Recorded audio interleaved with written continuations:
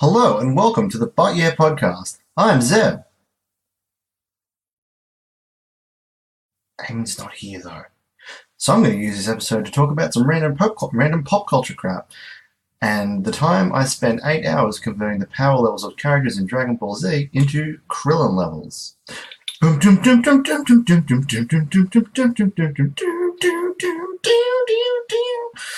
Etc, etc. So it's the 3rd of August, I think. Time zones might vary. I'm eating an ice cream sandwich because it's ice cream sandwich today, but actually I'm lying. I'm not. Also, we've done ice cream time like 3 times now, so instead I'm good. It's coloring book day.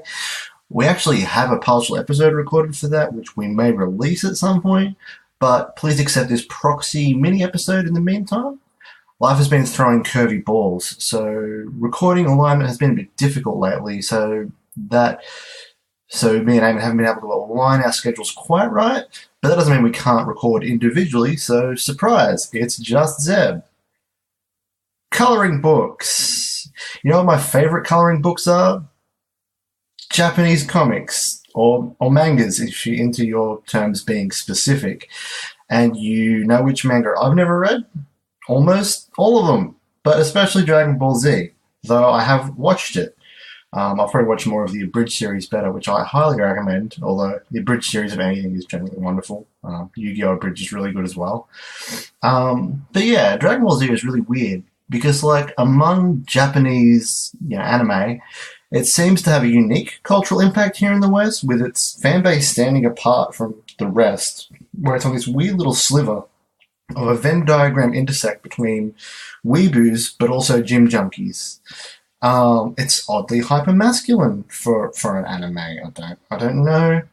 My exposure isn't that wide. I've recently been playing around with Crunchyroll and all of that. But yeah, I wouldn't really think Dragon Ball Z would be my normal type of thing. But that said, I actually watch it a surprising amount, not for a direct sense. It's really quite bad. I mean, it's like a lot of anime is. It's kind of like Doritos. They're kind of gross, but then you find you've eaten the whole bag. So they did something right. I occasionally it'll come up with the clips on YouTube. I end up on a bit of a slippery slide into watching half the show, but only highlights or something like that. I've also watched a heap of the new one, Dragon Ball Super. That's right, people. Dragon Ball Z is still going. I mean, it wasn't for a while, for 10 years, but then it came back. Kind of like how they brought Naruto back, but as Boruto, which sounds like it's mocking itself, but apparently it isn't. But yeah, it's a show I derive weird enjoyment from, but you know what really grinds my gears? Power creep. It's a problem in a lot of shows, but especially anime in particular, but especially Dragon Ball Z in particular. I mean, I get it. It's not meant to be a well thought out show. They were just making up cool occasions to make cool punches on cool looking aliens. I mean, I get that, but whatever. Dragon Ball Z is unique in that it actually slapped a number on its power creep though. So they have power levels. I mean, other shows probably do as well. I don't know. I'm sort of comparing it only to Digimon in my mind, where they just sort of made up crap. But it's kind of like an RPG character level that they have at the start anyway. They have value at first, but it quickly loses all meaning in the face of massive hyperinflation. Let's say power levels are actually power dollars. It starts off taking $3 to buy milk, but by the end of it you have to drive a truck in to dump all of that moolah down to get half a carton. For those who haven't watched it, I'll take you on a slightly fudged and misremembered illustrated verbal journey of the plot of the show. It can be rightfully titled, I feel, The Ballad of the Blonde Monkey Vegetable Man. There are 3 main series that matter here: Dragon Ball Z, or Dragon Ball Z, and Dragon Ball Super. It's called Dragon Ball because there's dragons and they have these balls. When you get 7 of them, you can make wishes and all of that. And the show, it's it's what's the word? MacGuffin. They're not really important in the show, but that's what they're all after. That's why the villains are there. They're all we want the wishing orbs so we can wish for some evil things. Usually to punch really good or live forever. Which, I mean, isn't that evil if they weren't evil. Like, I mean, if it was like the nicest person ever, I want to live forever. I mean, is it really that bad that they wish for that? But I mean, usually they're not. Why do only evil people want to live forever? Why doesn't, like, I don't know. That doesn't happen in the show. I mean, that'd probably be a moral quandary. I mean, they're not there to specifically guard against people trying to become immortal. Just jerks becoming immortal. There's probably a heap of immortal nice guys around that they just don't stop. Or they do, because clearly we haven't met any. Anyway, I digress. First, there's Dragon Ball, where our main character, Child Monkey Superman, Goku, is introduced with a power level of, like, I don't know, 20 or something. At that point, he fights criminals and wizards. He's a monkey, not in the sense that he looks like one, but he has a monkey tail. Yep, yeah, I don't know. I've never really watched that one, besides a few random YouTube stuff, so I don't know, that's all that happens. He fights some crimes, he fights some wizards, you know, standard superhero stuff, but with a little bit of that Journey in the East vibe, I guess, because he's also a monkey boy. Like that. I think there's a legend that resembles that. But yeah, I think he fights dinosaurs as well. But they're like casual dinosaurs. They're just casual animals that are around. They're like, oh, look, fuck, bloody dinosaurs. And then they beat them really easily. But yeah, Goku has a friend as well. A regular bald child. His name's Krillen. He's a monkey who briefly competes with the monkey child before getting wrecked. And that's pretty much Krillen's and all of Goku's friends' whole character arc summed up. They show up briefly a challenge, and then they go, now we're friends, and they hover in the background, doing nothing, gradually disappearing into insignificance as Goku's power level goes, and they just sort of, I mean, they still get nuts as well, relatively speaking, as we will explore. Anyway, I don't know what really happens to Dragon Ball. I think he fights the biggest wizard, and then he self-actualizes at probably level 100? I don't know. I assume it's just like the Elite Four in Pokemon. Like, yeah, he beat the four biggest criminals, and then he was the best one. Not a criminal, but, you know, I think he ended up on a farm. Skip 20 years later, he's now, the child monkey is now adult monkey man. He's at like level 400 at this point. He has a kid, which is over level 100 as well, which, I mean, relative to the style of the show, is nuts, but whatever. Krillen and his buds are around, like, they're all there, but they're nuts. Keep in mind that all other humans are still like level 6, but these people are all, you know, Goliaths. It's like a team of Charizards in a world of Pidgeys and Rattatas. So at this point, like, that $3 milk, let's say it relies on the highest value being 100, so like it's 3% of all the available value. So already milk is like $12. Ridiculous. That's some crazy inflation. But I don't know. That's over 20 years. But yeah, the adult monkey man is living the good life. But then, knock knock, who's there? Monkey men from space. Turns out that much like Superman, Monkey Man is an alien. He just got whooped onto Earth. The monkey men are all evil, but not ours, because he hit his head and made some human friends, I guess. But also, Monkey Man and these new monkey men can turn into Godzilla's sized gorillas, by the way. That's something to do with their monkey tail. But that's already irrelevant because, like, at this point, they get chopped off and it's never really mentioned or really explored again. But I digress. Our monkey man, Goku, fights the other monkey men. First his brother, Raditz, then another one called Vegeta, and then a bald man who dies almost straight away. They all have vegetable-y names. It's like their race's thing, or it's a thing in the show, because the man's green friend, Piccolo, is also named after a pickle. So, I don't know. Whatever. They like puns. I don't know if there's still puns in the Japanese version, whether it's the Japanese word for radish or something. I don't know. Anyway, they fight. They level up super fast. They go, a lot. And then they're very quickly at level 2000. Like what the heck, guys? Calm down. Picture this. Like this, before it took 20 years to get from 100 to 400. Now in the space of like 2 weeks or something like that, they're a million times, not a million, a large amount more. I mean, picture this. You're playing Pokemon, you just got your team up to level 100, and you're playing some of the post-game content. Then along comes this guy, and he just drops this level 2000 thing for you to fight. That's not fair. It's just not. But luckily, unfair is Goku's middle name. He doesn't have a last name, though, so it's probably really confusing on forms. Anyway, then our Monkey Man, who we now know is actually a vegetable alien man, goes to space with some friends to the planet of the Pickle People. For some reason. No way he dies. But then they wish him back in space with the wishing balls, because the planet Pickle also has wishing rocks. Then they fight some goblins and other various, colourful space people. There was a good group of them who danced really good.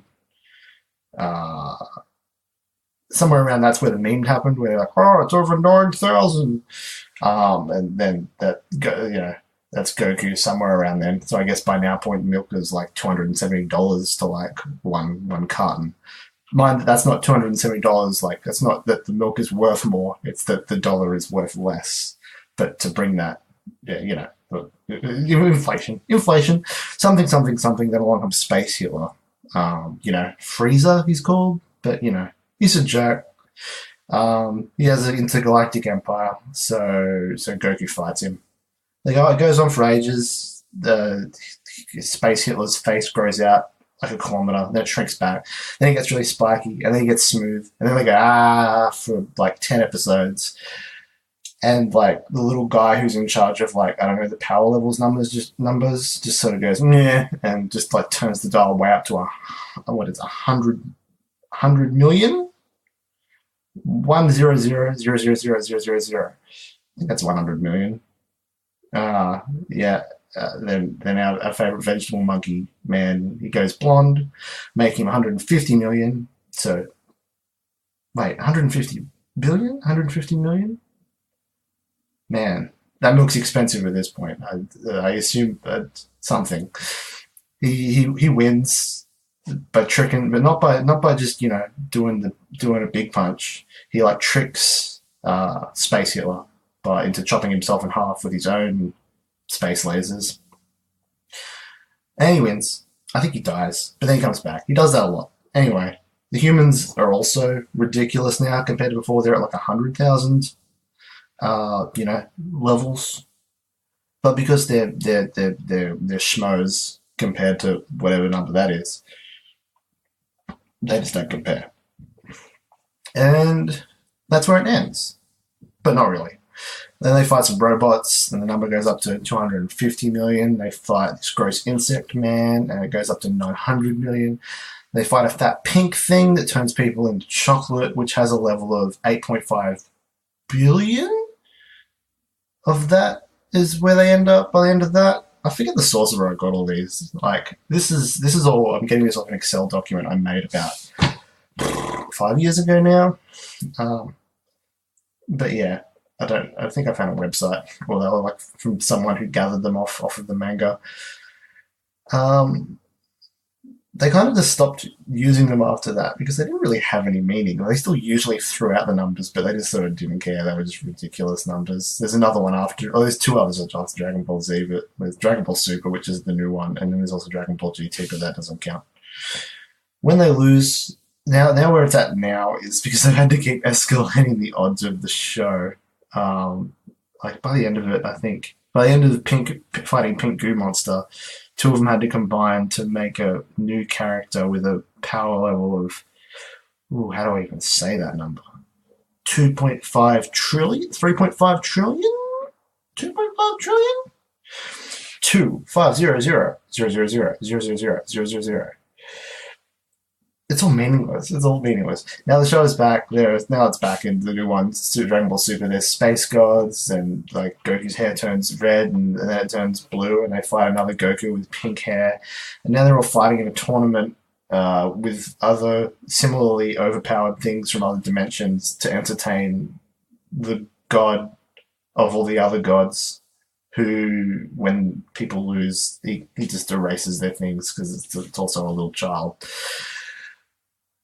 But yeah, big numbers are hard to comprehend, and when they get big enough, it's almost meaningless. So I can see why they went bonkers here. The bigger the numbers get, the bigger the changes have to be. Just spark that whoa to wow to get the reader viewer to be interested. But I personally felt like got meaningless as soon as they crossed about 100k. And at some point in the past, it danced on my mind for some reason, and I went, you know what? I'm turning this into something reasonable. I'm going to convert it all into Krillen. Krillen being, as I mentioned before, like Goku's friend from the start. He's like my favorite character out of it. He's like the little Danny DeVito of Dragon Ball Z. This little bald guy who's like actually like still ridiculous compared to the humans, but he's just like constantly dies and is awful because he's just in comparison to everything. They need someone to die who they say is good in theory to make them look even gooder and make the villains look good. So he's always just getting exploded. And all of that. His barrel level stops at about 600,000, so I went, you know what, that's it. I'm making that the baseline. While the other characters, like the other veggie friends, just continued. Their numbers just went off into the millions. They kept printing their levels like they were actual monkeys with access to a big red button that prints chocolate. So Krillen's number stops at 600k. I went, what if that's one? What if we make that the base value? So once you apply that to it, the power levels become more manageable. You have a large spreadsheet which tracking all of these powers and Krillen levels throughout the series. I won't burden you with like every single detail out of it, but I mean, I'll put it on Twitter if anyone's interested. If people want it, tweet us at BY2, and I'll make the spreadsheet public or something. I don't know. I spent 8 hours on this, probably more. Like I just started on it at some point and then whatever. But yeah, the early season story with these shiny new Krillen levels becomes our main vegetable man stands across a field with the enemy vegetable men looking at him. Their little Google Glass computer, which reads Krillen levels, that's all it does, goes, and they gasp and whisper to each other. His Krillen level is over 0.006, and they realize this foe was more formidable than most. They fight, and the true Krillen levels become evident at a staggering 0.002, at which point they're blowing up mountains. That actually doesn't seem that useful, but as it goes on from that, it's more useful. So our boy main vegetable monkey man is fighting Space Hitler, and at that point they're worth about 200 Krillens during this fight until Goku turns blonde. He's about 250 Krillens, which is insane. So, I mean, of course, it still gets bonkers, but by the time Krillen is worth one Krillen level, Goku is worth about 1,400 Krillens, and the villain's worth 2,000. And by the final thing, he's worth about 24 million Krillens. But I like to imagine just the one blue-haired man fighting 240 short, bald Danny DeVitos, like it's one of those YouTube fight simulation things. It reminds you of, man, has anyone else done that in video games? Me and Aemyn used to play flipping Star Wars Jedi Knight and just like using the cheat commands to like drop tons of characters to fight each other. It's a riot. It's a riot. But yeah, my point, I don't have one. It's just a thing I did once, and I thought I'd turn it into content of some kind. I've also got another spreadsheet where I convert all their power levels into millikrillens, krillens, and GigaKrillens, and terakrillens to try and make even the big crazy numbers make sense. And the smaller ones still make sense because, at a fraction, they're not so useful. I think, trying to think back to my logic, I was trying to equate them to data sizes because, this Dragon Ball Z number stuff is nuts and crazy and ridiculous, but also it's a real world thing. Like when it comes to data storage. Aemyn and I used to exchange 50 megabyte floppy disks as kids, and then 2 gigabyte flash drives as teenagers was the thing. That's about 2,000 megabytes, I think. And now I have a casual stack of 2 terabyte hard drives just sitting over here on my desk. What's that equivalent to? Each terabyte is 1 million megabytes? How crazy is that?